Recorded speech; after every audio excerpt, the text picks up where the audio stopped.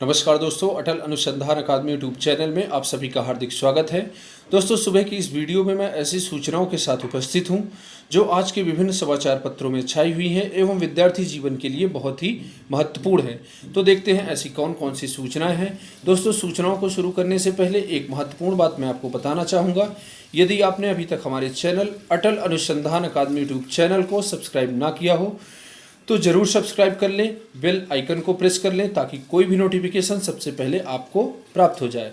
दोस्तों, यहाँ पर UGC NET JRF assistant professor, PGT, TGT, GIC lecturer, LT grade व अन्य प्रतियोगी परीक्षाओं की तैयारी कराई जाएगी। ये हमारा व्हाट्सएप नंबर है 8543856728। इस पर मैसेज करके आप हमारे व्हाट्सएप ग्रुप से जुड़ सकते हैं। इसके बाद दोस्तों, एक और बहुत ही महत्वपूर्ण बात है। यहाँ पर आप देख रहे हैं कि भूगोल विषय की तैयारी के लिए मेरे द्वारा 3 प्रकार के टेस्ट सीरीज आयोजित करने की योजना है। यहाँ पर आप देख रहे हैं Bhugol Yoddha express first online test series for UGC NET JRF SET SLET grade assistant professor. तो जो छात्र UGC NET JRF assistant professor की तैयारी कर रहे हैं या फिर भविष्य में करना चाहते हैं, वो इस टेस्ट सीरीज को जरूर ज्वाइन करें। ये टेस्ट सीरीज आपको सफलता दिलाने में बहुत ही कारगर सिद्ध होगी।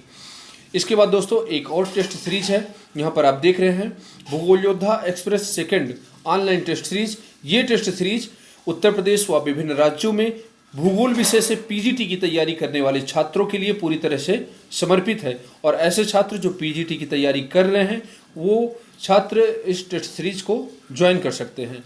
इसी के साथ दोस्तों, एक और टेस्ट सीरीज है। ऐसे छात्र जो उत्तर प्रदेश व विभिन्न राज्यों में टीजीटी परीक्षा की तैयारी करते हैं, ऐसे छात्रों के लिए Bhugol Yoddha express third online test series पूरी तरह से समर्पित होगी। और जो छात्र टीजीटी की तैयारी कर रहे हैं वो इस टेस्ट सीरीज को ज्वाइन कर सकते हैं। तो दोस्तों, टीजीटी की जो तैयारी कर रहे हैं वो तो सिर्फ थर्ड ऑनलाइन टेस्ट सीरीज को ही ज्वाइन करें, किंतु जो असिस्टेंट प्रोफेसर की तैयारी कर रहे हैं या करना चाहते हैं उनको ये भूगोल की ही तीनों टेस्ट सीरीज हैं, उनको इन तीनों टेस्ट सीरीज को ज्वाइन करना चाहिए ताकि सभी छोटे से छोटे एवं बड़े से बड़े प्रश्नों को कवर किया जा सके। इसके बाद दोस्तों, अब नज़र डालते हैं आज की महत्वपूर्ण खबरों पर। यहाँ पर आप देख रहे हैं स्कूल में गाजर, मूली और टमाटर उगाएंगे गुरुजी। मिड डे मील में उपयोग की जाएंगी सब्जियां। वीएसए ने सभी प्रधानाचार्यों को जारी किया पत्र। राज्य मध्याह्न भोजन का एक आदेश यहाँ पहुँचा है। ये रायबरेली की खबर है। यहाँ पर आप देख रहे हैं इसमें गुरुजनों को बच्चों के लिए ताज़ी हरी सब्जियाँ उगाना है। यही सब्जियाँ बच्चों को मिड डे मील में उपयोग की जाएंगी। परियोजना में किचन गार्डन योजना के तहत जिन विद्यालयों में चहारदीवारी और परिसर है वहाँ की भूमि को किचन गार्डन के रूप में उपयोग करने का निर्देश मिला है। जिला बेसिक शिक्षा अधिकारी आनंद प्रकाश शर्मा ने इसके लिए बाकायदा सभी विद्यालयों के प्रधानाचार्य को शुक्रवार को एक पत्र भी लिखा है कि किस किस शिक्षक को क्या क्या सब्जियां उगानी हैं। ब्लॉक लेवल पर जो शिक्षक इस योजना में जो सबसे बेहतर काम करेंगे उन्हें सम्मानित भी किया जाएगा। सब्जियां उगाने का जो कार्यक्रम दिया गया है, सब्जियां उगाने का जो कार्यक्रम किया गया है उसके अनुसार हेडमास्टर को फूल गोभी अथवा गाजर उगानी है। सहायक अध्यापक प्रथम को मूली अथवा चुकंदर उगाना है। सहायक अध्यापक द्वितीय को टमाटर अथवा पत्ता गोभी। सहायक अध्यापक तृतीय को पालक अथवा बैगन। शिक्षा मित्र और अनुदेशक को धनिया। शिक्षा मित्र तृतीय को हरी मिर्ची उगाना है। इस प्रकार यह जो किचन गार्डन गुरुजनों द्वारा तैयार किया जाए उसकी समय सीमा 30 अक्टूबर तक रखी गई है। आदेश पर विभाग में तरह तरह की चर्चाएं हैं। तो चर्चाएं क्यों ना हो, चर्चा होने का विषय भी है। यदि सरकार को, विभाग को, शिक्षकों को सम्मानित करना है तो उनके शिक्षा कार्य को देखते हुए भी उनको सम्मानित किया जा सकता है। यदि शिक्षकों को खिचड़ी बनाने का काम सौंपा जाएगा, रोटी सब्जी बनाने का काम सौंपा जाएगा, सब्जियां उगाने का काम सौंपा जाएगा, तो आप बताइए किसान किस लिए हैं। तो सरकार से आग्रह करूंगा कि किसानों की समस्याओं पर ध्यान दे और सब्जियां उगाने का काम जो है किसान ही अच्छी प्रकार से करें तो ज़्यादा अच्छा रहेगा। और गुरुजनों को यदि ये सारा कार्य सौंपा गया तो शिक्षा का स्तर क्या होगा ये किसी से छिपा नहीं है। अभी तक मिड डे मील योजना ही कहीं ना कहीं से शिक्षा व्यवस्था में कहीं ना कहीं से बाधक सिद्ध हो रही थी। अब तो एक और काम शिक्षकों को सौंप दिया गया है। चाहे बीएलओ बनना हो, चुनाव में ड्यूटी लगाना हो, या फिर कोई भी ड्राप पिलानी हो, गांव-गांव में घूम घूम करके, या फिर कोई रैली या फिर सभा आयोजित करनी हो, ये सारा कार्य शिक्षकों को, प्राइमरी के शिक्षकों को ही सौंपा जाता है। इसलिए शिक्षा व्यवस्था का जो शिक्षा का स्तर है वो और भी गिरता जा रहा है। शिक्षकों को अधिक से अधिक स्वतंत्र करें, उनको सिर्फ पढ़ाई का कार्य ही सौंपें और पढ़ाई पर ही उनको सम्मानित करने का प्रयास करें तो ज़्यादा अच्छा रहेगा। इसके बाद यहाँ पर आप देख रहे हैं, रोजगार को मौलिक अधिकार बनाने के लिए युवाओं ने किया सत्याग्रह। कल आप जानते हैं कि कल 2 अक्टूबर था, गांधी जी की जयंती थी और गांधी जी की जयंती पर इलाहाबाद में, प्रयागराज में युवाओं ने रोजगार सत्याग्रह का आंदोलन किया। गांधी जी जयंती पर शुक्रवार को युवाओं ने रोजगार अधिकार सत्याग्रह किया। युवाओं ने गांधी जी के हथियार सत्याग्रह से केंद्र एवं राज्य सरकार को घेरने की कोशिश की, रोजगार को मौलिक अधिकार बनाने एवं देश भर में खाली पदों को भरने की मांग उठाई। सत्याग्रह के दौरान युवाओं ने एसडीएम सदर को, मुख्यमंत्री को संबोधित ज्ञापन सौंपकर प्रदेश में खाली पदों को 6 महीने में भरने एवं नियुक्ति देने की मांग की। सत्याग्रह पर बैठे युवाओं मांग की कि उत्तर प्रदेश माध्यमिक शिक्षा सेवा चयन बोर्ड में 70,000, उच्चतर शिक्षा सेवा आयोग में 39,000 पदों के लिए तत्काल विज्ञापन जारी किया जाए। यूपी पीसीएल के 4,102 पदों के विज्ञापन को बहाल करने, युवाओं एवं छात्रों पर दर्ज मुकदमा वापस लेने और प्रदेश में बहरहाल कानून व्यवस्था व दुष्कर्म, हत्या की घटनाओं पर रोक लगाने की मांग की गई। राजेश सचार ने कहा कि देश में रोजगार संकट अरसे से है, लेकिन केंद्र सरकार की नीतियों से कारोबार, खेती, छोटे मझोले उद्योग सब कुछ चौपट हैं। अनिल सिंह ने कहा कि उच्च शिक्षित युवाओं में बेरोजगारी चरम पर है, लेकिन अरसे से खाली पदों को भरा नहीं जा रहा है। उत्तर प्रदेश में हालत तो बेहद खराब है। सत्याग्रह में राम बहादुर पटेल, अरविंद मौर्य, अशोक यादव आदि बड़ी संख्या में छात्र मौजूद रहे। तो इस प्रकार से दोस्तों मेरा भी मानना है कि अभी तक जो है 7 प्रकार के मौलिक अधिकार दिए गए थे। 7वें मौलिक अधिकार संपत्ति के अधिकार को समाप्त कर दिया गया था। इस प्रकार से वर्तमान समय में 6 मौलिक अधिकार ही देश के नागरिकों को दिए गए हैं। 2 मौलिक अधिकारों, एक तो रोजगार का अधिकार और दूसरा स्वस्थ रहने का अधिकार, सरकार इनकी व्यवस्था करे। 2 को मुख्य रूप से 7वें और 8वें नंबर पर मौलिक अधिकार बना करके इन पर कार्य किया जाए तो ज़्यादा अच्छा रहेगा। और 2 मौलिक अधिकारों की ज़रूरत देश को बहुत ही ज़्यादा है। यहाँ पर आप देख रहे हैं 3900 पदों के लिए तत्काल विज्ञापन जारी किया जाए। तो यदि मैं असिस्टेंट प्रोफेसर भर्ती प्रक्रिया की बात करूं तो 4500 पदों के लिए अधियाचन पिछले साल आया था और इसके बाद से सरकार ने उसको 3900 कर दिया। और 3900 के बाद आप पेपर में कभी देखते हो, एक बार तो पिछले साल निकला था जनवरी में कि 150 पदों बम्पर वैकेंसी आएगी 150 पदों के लिए असिस्टेंट प्रोफेसर की, और छात्रों के असिस्टेंट प्रोफेसर बनने के स्वप्न पूरे हो जाएंगे। तो आप बताइए, जहां इतनी बड़ी संख्या में नेट जेआरएफ हर साल छात्र देते हैं, हर 6 महीने में इतने संख्या में छात्र पीएचडी कर रहे हैं, तो 150, 200 और 2000 वैकेंसी निकालने का क्या औचित्य है।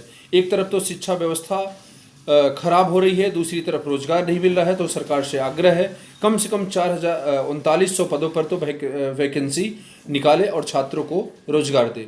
इसके बाद दोस्तों अगली खबर है, अब 296 पदों पर अवशेष पैनल से शिक्षक चयन।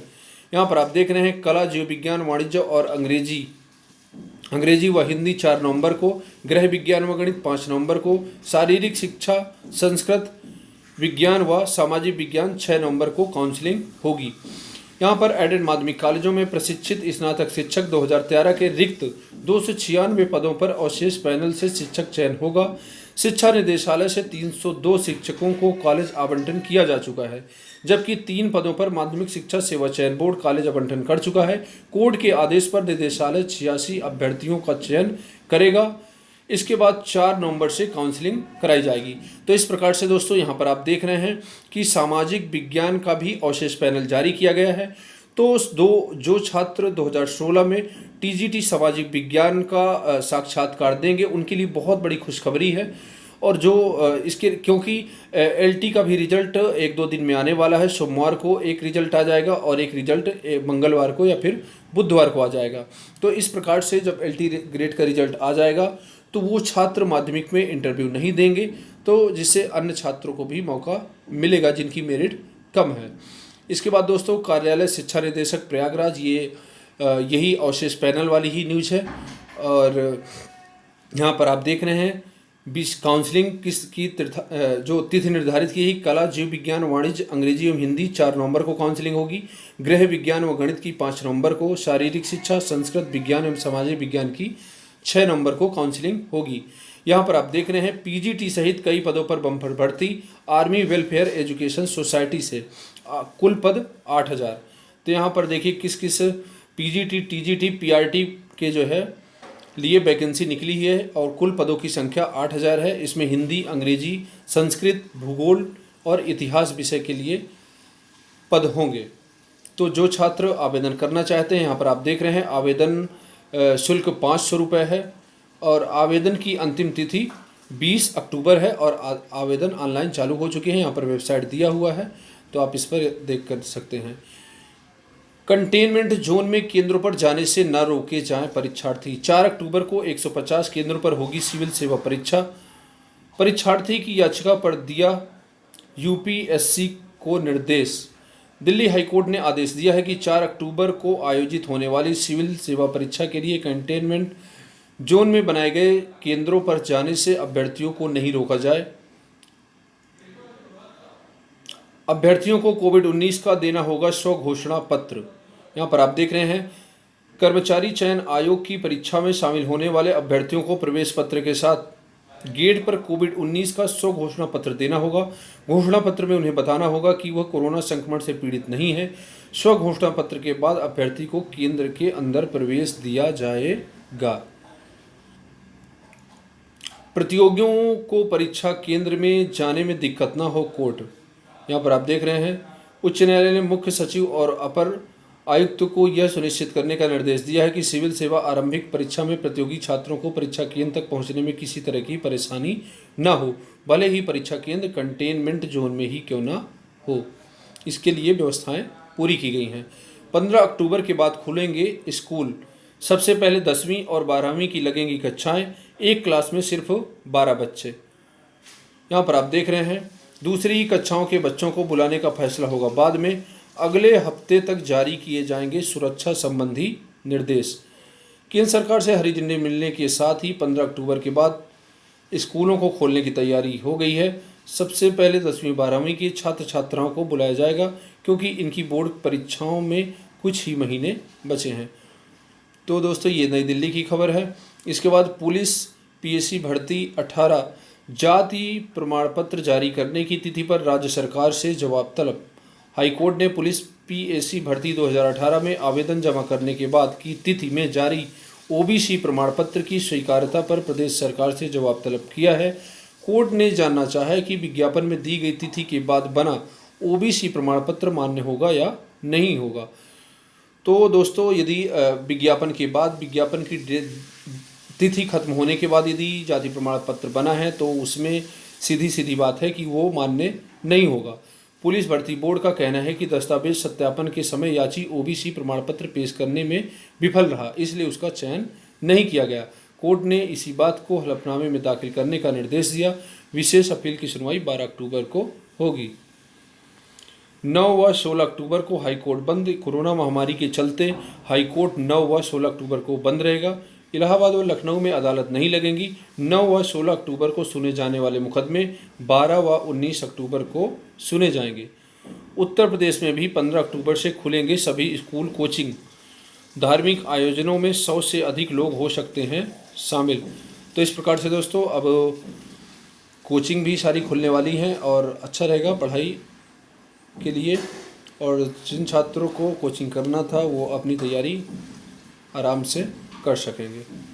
इसके बाद उत्तर प्रदेश लोक सेवा आयोग सूचित किया जाता है कि शासन से पूर्व में प्राप्त अधियाचन के आधार पर राजकीय होम्योपैथिक मेडिकल कॉलेजों में प्रवक्ता के निम्न पदों के संबंध में जारी विज्ञापन पुनर्विज्ञापन एतद द्वारा निरस्त किए जाते हैं। तो दोस्तों यहाँ पर आप देख रहे हैं कि ये कुछ विज्ञापन थे, इनको जो है निरस्त कर दिया गया है और ये लोक सेवा आयोग का यहाँ पर ये नोटिस है।